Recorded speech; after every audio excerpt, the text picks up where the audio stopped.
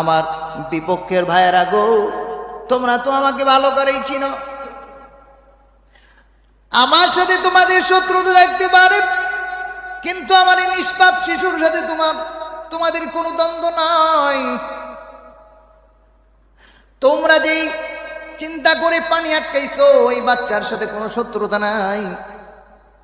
দয়া করে আমার এই নিষ্পাপ বাচ্চাদের জন্য ফোরাতের একটু জায়গা খালি করে দাও, আমি আমার নিষ্পাপ বাচ্চাটাকে একটু পানি পান করাই। কিন্তু জানেন স্বৈরাচার মানুষকে না, সাথে সাথে ওই পাশ থেকে বিষাক্ত একটা তীর আসে। হুসাইন রাদিয়াল্লাহু তাআলা নিষ্পাপ ছোট্ট শিশুটা শরীরে বুক ঢুকে এক পাশ দিয়ে ঢুকে আরেক পাশ দিয়ে বের হয়ে যায়, রক্তে রঞ্জিত হয়ে যায়।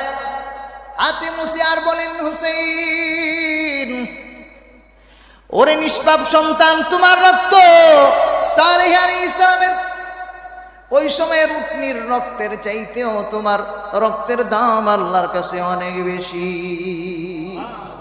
কারণ তোমার রক্তে নবীর রক্তের সাথে মিল আছে, নবী বংশের রক্ত তোমার শরীরে বহন করছে। বিবির কাছে নিয়ে বললেন, বিবি রে, বিবি রে, চিরকালের জন্য আর কোনোদিন পিপাসায় ছটফট করবে না। বন্ধুরা রে, হুসাইন রাদিয়াল্লাহু তাআলা বাচ্চাটাকে রাইখা ঘোড়ার উপরে চড়ে যখন যুদ্ধ আবার শুরু করলেন, অল্প কিছুক্ষণের মধ্যে দুনিয়া থেকে বিদায় নিলেন।